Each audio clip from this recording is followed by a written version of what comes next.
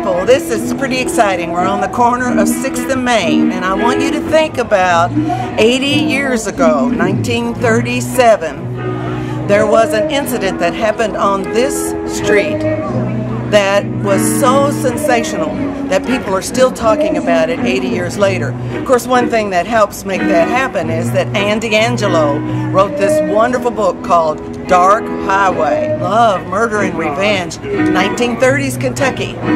Reading that book inspired Friends of Grove Hill Cemetery to take their stories behind the stones to Main Street, Shelbyville. Some of the things you need to know when you move into a community is what your history is, what you're inheriting. And that's why we're here tonight. Friends of Grove Hill Cemetery want to share a little bit of history with you. Now, over here, beyond the sign that says 6th Street, is an historic marker that says Armstrong Hotel. It also marks the event that we are recognizing tonight. For the last several years, Friends of Grove Hill have been doing these reenactments out at the cemetery called Stories Behind the Stones. We love recognizing our residents of Grove Hill Cemetery, and we do portrayals and we let them tell their own stories through our reenactors. So we started thinking about what this year meant in relationship to the sign on the street. Now, I know that over the years people have talked about carrying their little black book. Well, for the last few months, I've been carrying a big, dark book. A book that says Dark Highways. Dark because it holds a dark mystery. Dark because its intrigue starts down a dark highway. A highway of love, murder, and revenge in the 1930s Kentucky. Its author, attorney and Shelby County resident, Anne D'Angelo, has been next door in what is now tonight Blakemore's Grocery. Normally we would call it Tracy's Home Furnishings. She's been signing her book, and if you haven't had an opportunity to join others of us that have become totally fascinated by the story that she recounts in her book Dark Highway, you need to give yourself a treat. If you don't want to buy it, check it out at the library. They've ordered extra copies. Anne's book is the culmination of 6 years of research, interviews, and commitment to give us as true an account as we can possibly have of what happened from one dark highway in Henry County to a moonlit Main Street in Shelby County, Kentucky, right here on the corner of 6th and Main. Those of us who have read the book find it fascinating. If you are local, it captures your attention because so many of the names of the people who are recounted in the book as witnesses to the events that happened are now residing in Grove Hill Cemetery.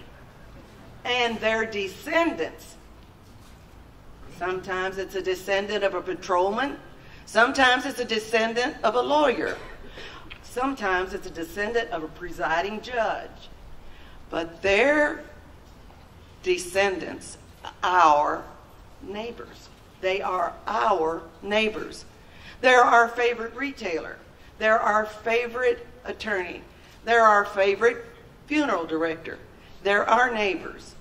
And in the next few minutes, some of those descendants are going to tell their grandfather, their father, stories. Okay. I can see the looks on some of your faces. I understand. So why dredge this all up now? Well, first, every autumn Friends of Grove Hill do the stories behind the stones. This year, we're bringing them to Main Street. And on October 27th and 28th, we're doing it up in the Circuit Court Room, the most beautiful venue, I think, on Main Street. We're going to reenact the actual trials from the actual transcripts of the trials of 1937.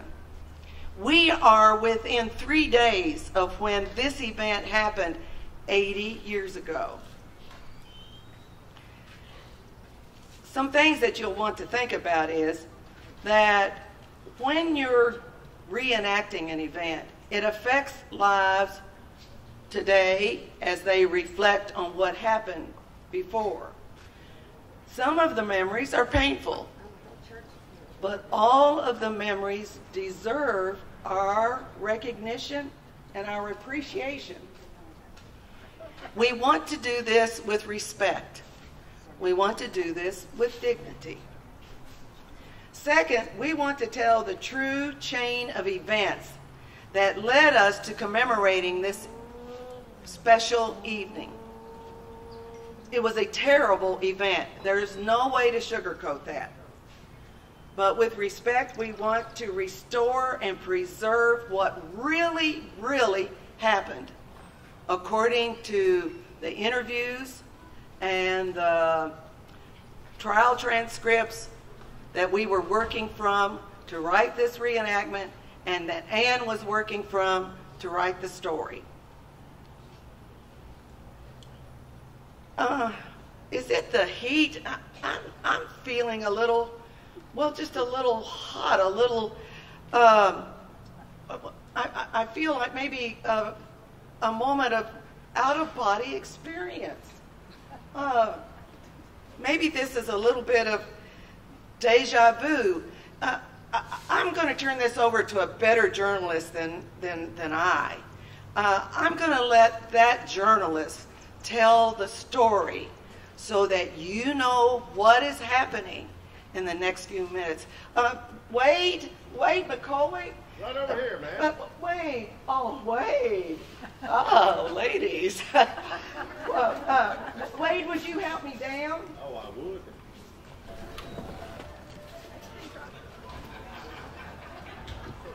Extra, extra. Read all about it in the old Shelby News next week. Gather around, ladies and gentlemen. I have a scoop for you. Exclusive news. Eyewitness news. From my eyes to yours, good people. I'll give you an account you won't forget. From my ears to your ears, dear listeners, I have news you won't want to miss. News that won't cost you a dime. News this ordinary September 20th, 1937 that will make your eyes pop when you hear it. Wade McCoy here, ladies and gentlemen, boys and girls. Wade McCoy, editor and storyteller from the Shelby News. I can't believe my luck, or yours either, because I'm going to let you in on a gigantic secret. Guess who I ran into? Cannot believe what my nose for news has sniffed out tonight. I just spied Brigadier General Henry H. Denhardt and his lawyer friend Rhodes Myers just up the block next door to the Methodist Church having a beer in the courtroom restaurant. They were talking trial strategies. Are you scratching your heads in wonder, or do you have the faintest idea what I'm talking about? Henry Denhardt, World War I hero, former Kentucky lieutenant governor, aspiring politician, and with a hankering to become governor, is also the man going on trial for murder. Again, tomorrow morning in Henry County, just 16 miles up the road in Newcastle. You know the story, you read about it in the Shelby News and every paper across the nation. Denhardt's last trial ended in a hung jury. They're trying the old boy again tomorrow morning in Newcastle for murder. Now don't quote me, folks. This is strictly off the record, but I can't find a man, woman, or child that doesn't think the general is guilty. Guilty of murdering the beautiful Verna Gar Taylor, reputed the prettiest woman in Oldham or Henry counties. Folks round here believe Denhardt murdered the lovely widow, mother of 2 beautiful daughters, successful businesswoman, reportedly the richest woman in Oldham County, and one of the most loved. Dead at age 40. Found her body along a dark highway in Henry County, gunshot to the heart. Denhardt says she was his fiancée, love of his life. Their evening drive last November 6th along the road from Newcastle to LaGrange had come to stop outside Pendleton when the car battery or some other mechanical failure developed. That much we know. But what happened from that time assistance was offered and Verna's body was found in the ditch, just shouting distance from Farmer Baker's house, is the beginning of a mystery that has intrigued readers from Seattle to Southville. Tomorrow morning, we will learn if the jury in Henry County finds the old soldier Henry guilty or not. But tonight, in Shelby County, the general and his lawyers have been meeting in the Armstrong Hotel next door over supper. 2 of the defense lawyers have returned to their homes, but Denhardt decided to stay to visit with his friend Myers. The 2 drove up from their hometown of Bowling Green. Denhardt has not felt comfortable staying at his home in Oldham County, since local sentiment is not in his favor. Armstrong Hotel is a real asset to our hometown of Shelbyville, folks. Reputable, comfortable, reliable, and you're guaranteed some good eating when you go to the dining room. Why, I was just there having a bite myself when I saw the lawyers coming in for a late supper. I stayed for dessert so I could lend an ear to their conversation. Thought I might catch a picture with my camera when they come back from their visit up the street. If I'm not mistaken, and I modestly admit I rarely am when it comes to a news story, they'll stroll just in front of Shelby Recreation Center right over there, step off the curb, across Main Street at 6th, headed to Armstrong Hotel. I'll jump down and shoot my front page picture right then and there in the middle of the street. You know, in my years of journalism, I have learned that life is just a series of coincidences. The trick is to be open to seeing them, and the stories will write themselves. Take tonight, for example. While I was sitting in the dining room at the Armstrong Hotel, I looked out the window, and who did I see walk past? But the Gar brothers, Doc, Roy, and Jack, were headed to their cousin by marriage and longtime friend Ryan's store, right over there, Blake Moore's Grocery. Now think of the coincidence of that. Here's Verna's brothers right next door, while Denhardt is a guest at the Armstrong Hotel. What a coincidence. Of course, thinking about that makes me think of all the stories that I've been circulating that Denhardt has allegedly told his friends and acquaintances that as soon as this trial is over, he's going to come gunning for the Gar brothers. Denhardt's known to carry a gun on his right hip. I've heard some of the Gar brothers have started carrying their pistols too. Now, wait a minute. If you look up there, I think I see Denhardt and Myers strolling this way. What? They're just passing Poe and Ruff. They'll pass Cleveland's Barbershop, Citizens Bank, Rothschild's, and Kroger. Denhardt's the heavier of the 2 men, and Myers is the one with the red handkerchief.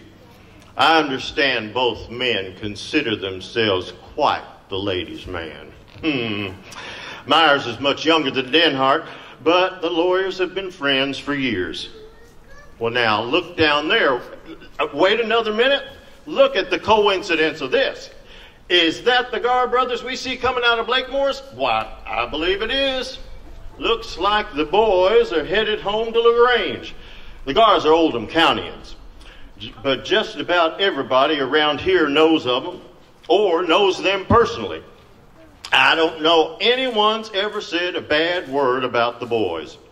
Doc's a World War I veteran and has suffered a lot from the things he saw in the war. But lots of folks like him for the veterinarian.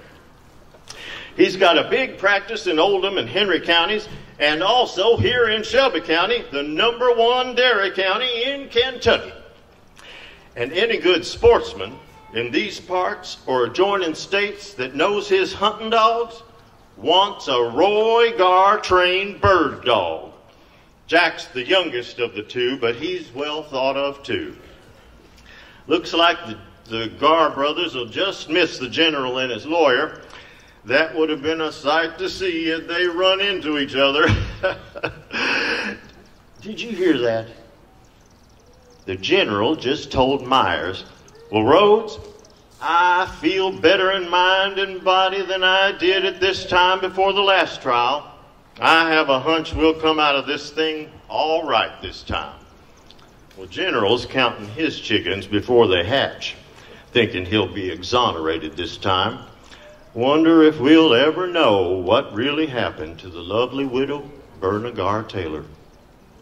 Oh, look, there's City Patrolman Claude Hammond.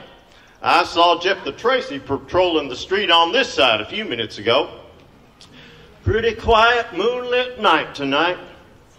I believe the September full moon is called the Harvest Moon. She's sure a beauty tonight. Folks will be wrapping up the evening soon, coming out of the movie house, leaving the pool hall. Well, it's just about 10 o'clock. I'm going to get my news picture of Denhardt and Myers shot soon and head in for the night myself. Well, now, that's funny. The Gar brothers had their car parked on 6 and were ready to leave. But looks like they've forgotten something and have gotten out of the car. Now, did anybody hear that? Roy said he forgot to tell Blakemore to be sure to attend the trial tomorrow. The brothers want a full show of support for the jury to convict Berna's murderer. Looks like Doc's going back inside with him to Blakemore's grocery. Jack, looks like Jack's staying in the car.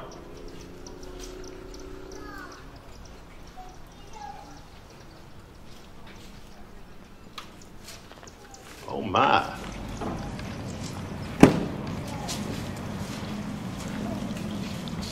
Come on, let's just go home. We're gonna go home. There's the Gar brothers. Go!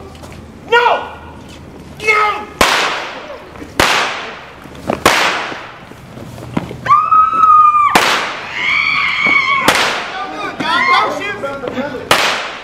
Don't do it, Doc.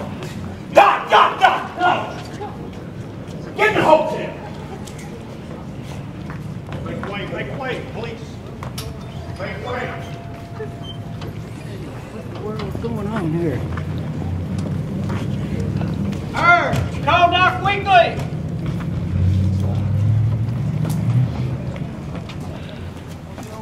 We're gonna have to go to jail. Shot bad.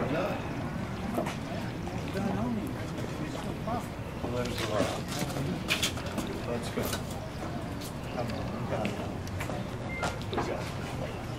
We can have each oldest. He's got 2 bullets in the back, one in the head.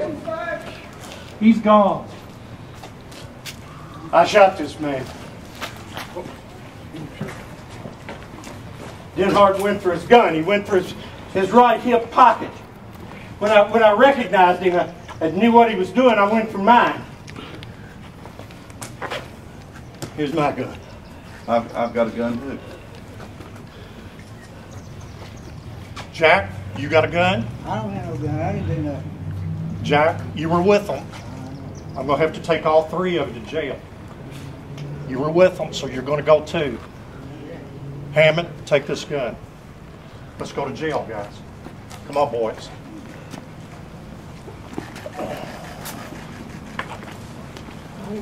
Folks, I can't believe what we've just witnessed. A shooting. Why, I'm in shock. Never in the history of Shelbyville has there ever been such an incident. People will be talking about this for generations to come as the most sensational event that ever happened on Main Street of Shelbyville. Mark my word, there will be a trial soon. I bet it will attract people from all over the state. Reporters will come from Chicago to New York competing for stories. I'll see you in October, folks. Up the stairs of the old courthouse, 501 Main Street. I'm headed home to write my account on chain of events that just happened just now. You can read all about it in the pages of the old Shelby News.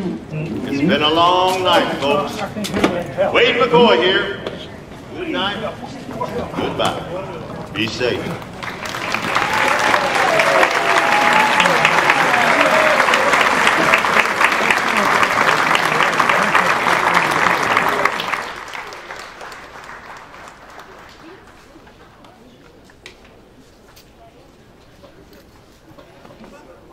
Wade, you forgot your refreshment. Okay, reenactors, will you all come to the center of 6th Street and Main so everybody can get an idea of who we are?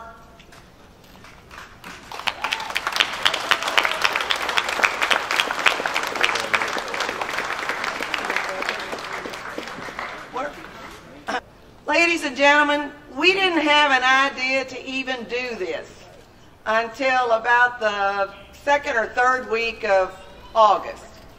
And some folks said you can't pull it off. Do you think we pulled it off? And for each of you for coming and braving the heat, we love you for it, and we hope it was worth your while. Thank you and good night.